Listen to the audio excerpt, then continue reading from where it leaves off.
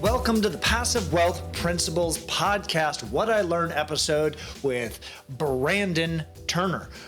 For those of the few people that don't know who Brandon is, they may know him as the personality of Beardy Brandon, the man with the big giant beard that was on BiggerPockets.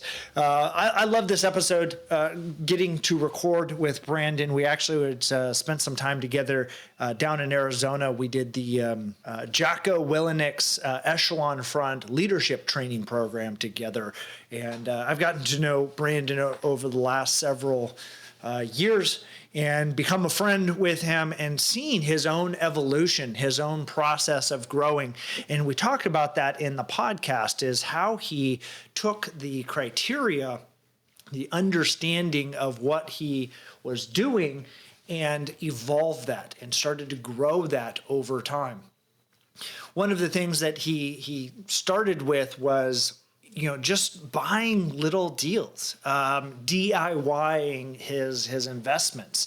He bought a duplex and then a triplex and then fixed those things up. He actually did the work himself. He fixed them up. He would lay the flooring. He would, convert a duplex to a single family house. He did all of these things on his own.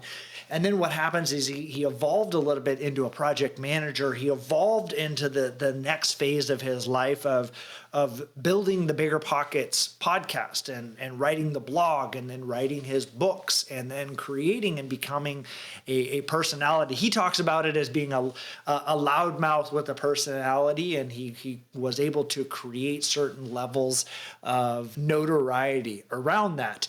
At one point in his career, he was keynote speaking or on a panel with some very successful real estate investors.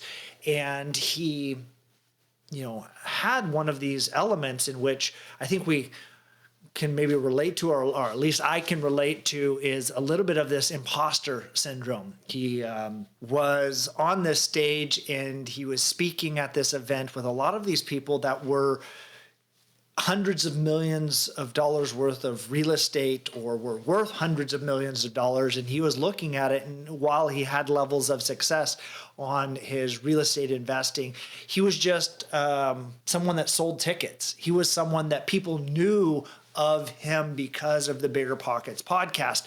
And so even though he was diminishing his own value because he did not have the same amount of doors or keys or real estate holdings that these other people on the panel, it was to him that catalyst that created him to then look at the next level and the next phase of his life. And he vowed that he was going to earn his spot on that stage for the next time around. And so what he did is he started putting together and mapping out and creating a vivid vision for what his future could be for Open Door Capital. He wrote out an entire article that is hanging up on his wall, a newspaper heading of what his company has done over its 3-year journey. And we're not even actually at the 3-year journey. And he has massively outperformed the vision that he put together. And he created something that was such a nugget of insight. Was he designed a business, instead of how he could do it, how could he only have to work 4 hours a week on this particular business? So he's thought about these things from the get-go of not, how do I start doing this? How do I go buy this next deal? How do I run acquisitions? How do I raise capital? How do I do X, Y, and Z, which is a natural evolution of a process. Same thing as a project manager would start initially and out of the go of, how do I start a job like that and just project manage other people. So he sat down and thought about this in the process of, how do I design a company that does not require more effort from me? And so he created a vision, he created and mapped this out that it gave people the opportunity to have ownership of, and also take his vision and develop it into something bigger and better and beyond what he could do himself. Open Door Capital, I believe they're getting close to their 3-year vision that he put together. His goal was, I think, a couple $100 million of assets under management.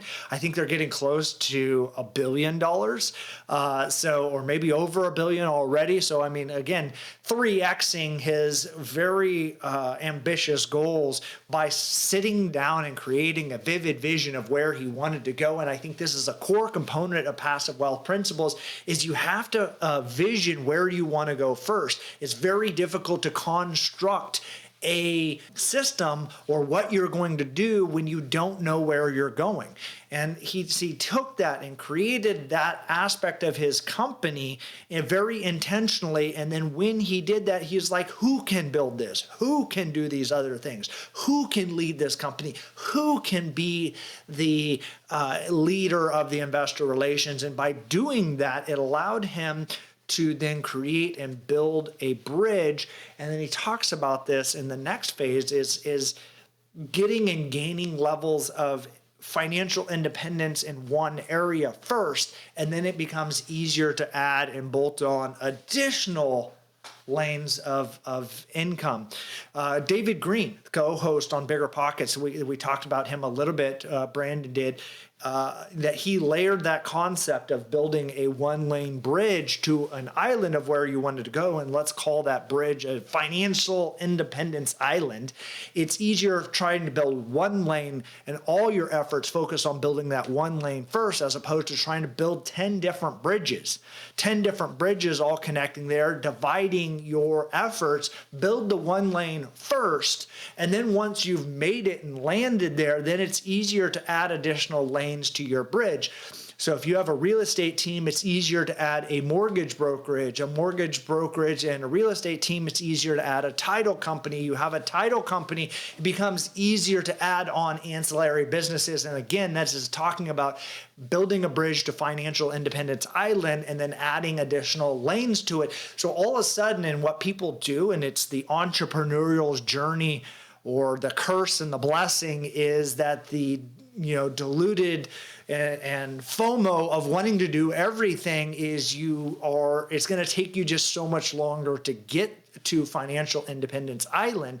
And so that's what Brandon talks about in this episode, is instead of being slower, do it faster, do it more efficiently, and then it becomes easier and easier to add these additional things, or lanes once you've established the financial independence. I asked him, one of the questions was, what is one of the most important things that you've spent money on that's made you or given you more freedom? And I mentioned this at one point on my Instagram page because it was very profound. He bought books.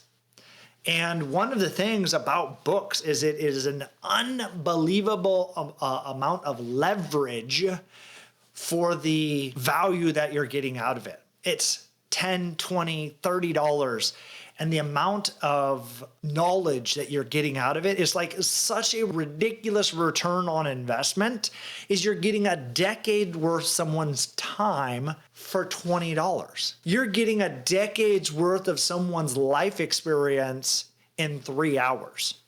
Like, think about that. Like, what a massive amount of leverage you have that you don't get in a podcast episode. Although you should be listening to my podcast and consuming all of them, I actually believe books are a much higher return on investment of your time because it is leveraging so much more insight and impact to someone's mindset. One of the things we talked about was writing a book. Brandon has a lot of systems around how he writes books, how he keeps from having any kind of writer's block. He creates these systems and he's just systematically producing content, how he is creating content over and over and over, that there's never a time in which he has writer's block. And so we talked about in this episode, he recently did a triathlon. He was just doing the swimming portion. It was a relay triathlon. And he was like, yeah, I can do that. I can do the swim. I can swim 1.2 miles. And as he was swimming, he was like, well, I probably should have hired a coach. I probably should have actually practiced for this or trained a little bit. And he was like, I was dogging it. I was struggling and I'm floundering in the water. And I just kept looking like, oh, I need to go to the next buoy. I need to go to the next buoy. I need to go to the next buoy. And he's like, it was demotivating. So what he did is he said, instead of trying to focus on the entire 1.2 miles or making it to the next buoy, he just focused on the thing that he could actually control. And that was his next rhythm of his stroke. So stroke, stroke, breathe, stroke, stroke, breathe. And actually it may be confusing that. I don't know. I'm not a big swimmer, so I don't know how effective, but he's like just creating that rhythm of this is what I do, stroke, stroke, breathe, stroke, stroke, breathe, and then occasionally looking up at the buoy to make sure that you weren't too far off course. Was when he started doing that, he started passing people. He started creating and getting that momentum going behind him. And so how that translates to the systems of designing your business, how that translates into the rhythms of what you do in a day-to-day activity is you just start creating momentum and things that you can control on a daily basis. Talk to one new person that could potentially be your investor.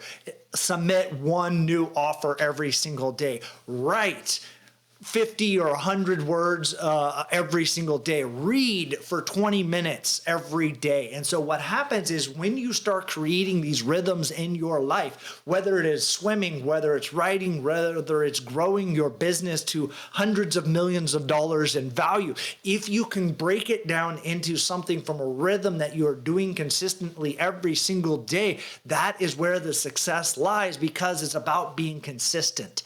It's about consistently taking action in the right direction as opposed to solving and doing it all at once.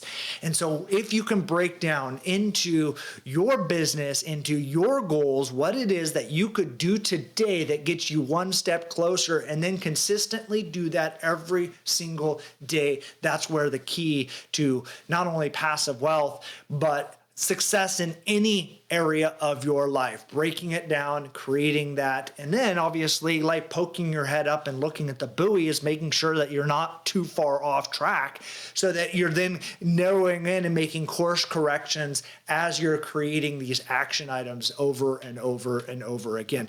Obviously, Brandon does a much better job of illustrating this, that we get a chance to talk back and forth on. So he talks about his morning routine, his things like he's hacking himself, how he obligates himself. He's like, I have just found that I'm essentially lazy as a person, but I'm a people pleaser.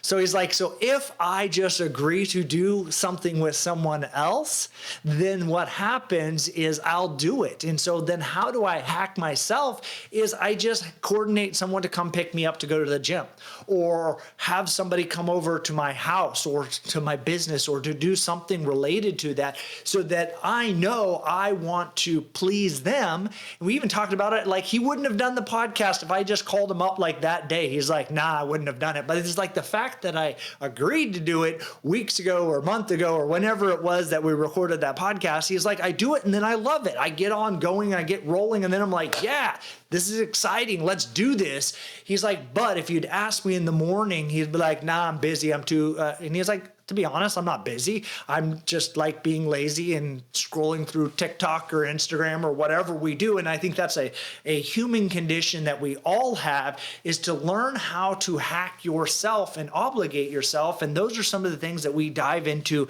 a little bit more in the episode. I think you should go check out the episode. Brandon is super smart, very, very clever in the way that he's taken some of these principles and defined them into digestible ideas. Obviously, he's written a massive amount of books. I think he's on his 6th or 7th book. I think he's sold 1 million books. He's got over 100 million downloads on the podcast that he's built out. And then obviously now he's pushing over $1 billion in assets under management in the Open Door Capital. So this episode is just one of those that is just chock full of so many bits of information that you should listen to it and then listen to it again. So this has been another What I Learned episode with Brandon Turner from Passive Wealth Principles. I encourage you to check out the full episode. And then obviously, if you're looking for other insights on how to take some of these tips, tricks, and strategies from these world-class performers that I get a chance to interview, go sign up for the newsletter. Go sign up for our weekly newsletter that digests and creates some of these ideas and gives out some of these strategies. But also, we sometimes get advantage of investing into some of these deals like the people that are on my show, or we have deals ourselves that we share out to our audience. So go to catchknives.com and sign up for the newsletter. It's up on the top right-hand side where you can sign up to get access to that information. PassiveWealthPodcast.com, or you can find me personally at jake.realestate on Instagram and a lot of others. And actually, I'm on TikTok now. So you can find me on TikTok also at jake.realestate. So go follow me, find me on all the social media platforms. And this has been another fun and fantastic episode of What I Learned.